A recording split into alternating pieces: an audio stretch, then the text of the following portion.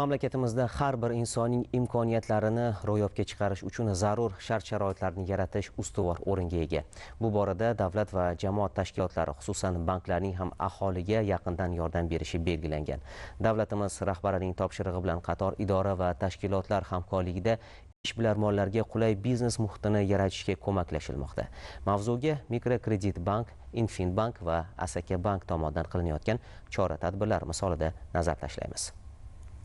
Ayni kunlarda moliya muassasalari xodimlarining joylardagi o'rganishlar natijasida tadbirkorlarning ko'plab masalalari o'z o'rnida hal etilmoqda. Mikrokredit bank mutasaddilari ham navbatdagi o'rganishlarni Toshkent shahri va viloyatida olib borishdi. Ishlab chiqarish faoliyati bilan yaqindan tanishib, taklif va tashabbuslarni qo'llab-quvvatlashdi. O'quv daftarlari ishlab chiqarish bilan shug'ullanamiz. Hozirgi kunda Mikrokredit bank bilan hamkorlikda faoliyat olib boramiz. Xizmatlardan foydalanib, qo'shimcha ishchi o'rinlar yaratganmiz. Hozirgi kunda bo'sh yotgan maydonimiz bor. Qurilish ishlarini olib borish uchun kredit mablag'lariga muhtojligimiz bor. Mikrokredit bank xodimlari kelib, o'rganib chiqib, bizning faoliyatimizni yanada rivojlantirish uchun, qo'shimcha ishchi o'rnini yaratish uchun takliflar berishdi. Kelgusida Mikrokredit bankini mablag'lari asosida qurib, faoliyatimizni kengaytirib, qo'shimcha 20 tadan 30 tagacha ishchi o'rnini yaratmoqchimiz. Chilonzor tumanida joylashgan Arena School Family mas'uliyati cheklangan jamiyati uchun Mikrokredit bank tomonidan ajratilgan 4 milliard so'mlik imtiyozli kredit mablag'i korxonaning ishlab chiqarish hajmini yanada oshirgan bo'lsa, endigi taklif esa faoliyat turini kengaytirish va aylanma mablag'ni oshirishga xizmat qiladi.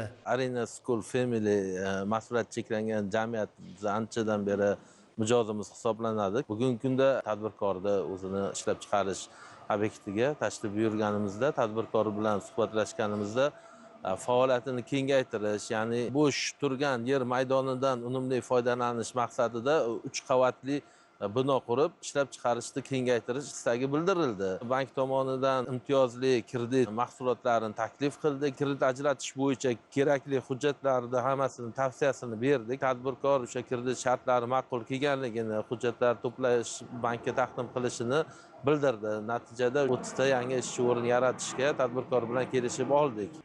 Ishchanlik koeffitsiyenti yuqori, xaridorga tez va sifatli xizmat ko'rsatishga mo'ljallangan loyihalar doimo e'tiborda. Tadbirkor Dilnavoz Mag'rupova Parkent tumanida Yaxshi niyat Jasurbek mas'uliyati cheklangan jamiyatga asos solgan. Bu borada moliyaviy ko'mak so'rab Mikrokredit bankning hududiy ofisiga murojaat qilgan. Tez fursatda ajratilgan 2 milliard 300 million so'mlik imtiyozli kredit bilan mana shu Shinam tikuv sexi binosi foydalanishga topshirilgan. Ayni paytda uyida bo'sh o'tirgan qariyb 100 nafar mahalliy xotin-qiz zamonaviy tikuv mashinalarida ishlash imkoniyatiga ega bo'ldi. Bank mutasaddilari va tadbirkor o'rtasidagi muloqot chog'ida aylanma mablag'ni oshirish, ishlab chiqarish hajmini ko'paytirish, umuman olganda faoliyat turini yanada kengaytirish bo'yicha yangi taklif va tashabbuslar o'rtaga tashlandi. Yaxshi niyat Jasurbek MCJ Mikrokredit bank Parkent bank xizmatlari markazini doimiy mijozlaridan biri hisoblanadi. Bankimiz tomonidan tadbirkorning faoliyat joyiga kelib muammolari va takliflarini o'rganganimizda tadbirkor tomonidan maktab o'quvchilarining mavsumiy liboslarni tikish uchun aylanma mablag'da kredit ehtiyoji borligi aniqlandi. 300 million so'm miqdorida tadbirkorimizga imtiyozli kredit mablag'i ajratib berilishi ma'lum qilindi. Natijada bu 300 million so'm kredit mablag'i ajratib berilgandan so'ng tadbirkorimiz tomonidan yana 30 nafar yangi ishchi o'rni yaratilishi ma'lum bo'ldi. Tadbirkorlik subyektlari hudud iqtisodiyotiga ijobiy hissa qo'shishi, infratuzilmaga o'zgacha chiroy berishi bilan bir qatorda ko'plab oilalar uchun doimiy daromad manbai ham bo'lib xizmat qilmoqda. Toshkent viloyatining Zangiota tumanida faoliyat yuritayotgan tadbirkor Nargiza Jabborova besotliq issiqxonada pomidor yetishtirish bilan shug'ullanib keladi. Bugungi kunda tadbirkor issiqxona quvvatini oshirish, ekin maydonlarini kengaytirish va hosildorlikni ko'paytirishni rejalashtirgan. Ayniqsa mahsulotga bo'lgan talabning ortib borayotgani ishlab chiqarish hajmi yanada oshirishni taqozo etyapti. Kelgusida esa tadbirkor issiqxona maydonini kengaytirish bilan bir qatorda qo'shimcha ish o'rinlarini yaratishni ham maqsad qilgan. Biroq buning uchun moliyaviy ko'mak zarur edi.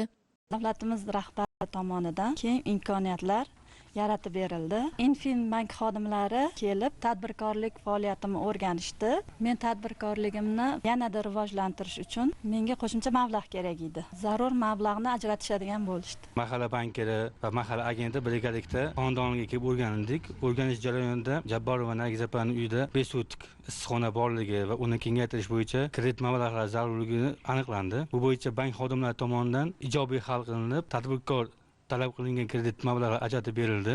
Muammolarim o'rgangandan keyin bir ish kun doirasida yechim qilib berilishdi va menga kerak bo'lgan kredit summasi ajratib berildi. Buning uchun avvalambor davlatimiz rahbariga o'z minnatdorchiligimni bildiraman. Biz tadbirkorlarni qo'llab-quvvatlab, imkoniyatlar yaratib bergani uchun mamnunmiz. Bugungi kunda Infinbank AJ tomonidan respublika hududida 107 ta mahalla biriktirilgan bo'lib, bunda 32 ta mahalla bankiri hamda 107 ta mahalla agenti faoliyat ko'rsatib kelmoqda. Mahalla bankirlarimiz hamda mahalla agentlarimiz tomonidan shijoat bilan mahallalar o'rgangan holda tadbirkorlik faoliyatini amalga oshirmoqchi bo'lgan istagi mavjud fuqarolarga biznesga birinchi qadam hamda mahalla loyihasi doirasida kredit ajratib berilmoqda. O'zini o'zi band qilgan fuqarolar soni ko'paydi, ishsizlar soni ancha qisqartirilmoqda. Mahallalarning rivojlanishiga ulkan hissamizni qo'shib kelmoqdamiz. Bunday manzilli o'rganishlar joylarda kichik biznes va oilaviy tadbirkorlikni yangi bosqichga olib chiqmoqda. Bu orqali yangi ish o'rinlari yaratilib, mahallalarning iqtisodiy faolligi ortmoqda. Davlatimiz rahbarining tadbirkorlikni qo'llab-quvvatlash bo'yicha topshiriqlari ijrosi doirasida Asaka Bank Nurafshon bank xizmatlari markazi tomonidan joylarda manzilli o'rganishlar olib borilmoqda. Jumladan Parkent tumani Qayilma mahallasida yashovchi fuqaro Qunduz Qurbonova Asaka Bank moliyaviy ko'magi asosida o'z xonadonida umumiy ovqatlanish shoxobchasini tashkil etgan. Bugungi kunda mazkur faoliyat orqali 3 nafar fuqaro doimiy ish bilan ta'minlandi. Mijozlar ko'payib ketgandan keyin faoliyatimizni yana kengaytirish uchun biz Asaka Bank filialiga murojaat qildik. Mahalla bankirlari kelib faoliyatimizni o'rgandi, savdolar, tushumlari ko'rdi. Bizga 50 million kredit ajratishga qaror qildi. Ular olib biz tapchanlarimizni ko'paytirdik, yana xonalar qo'shdik. Uni ham muddatidan oldin yopganimizdan keyin xonalar ko'paytirishga talab oshdi. Firmamizni faoliyati bilan yaxshilab tanishib, keyin bizga 100 million kredit ajratishga qaror qilishdi.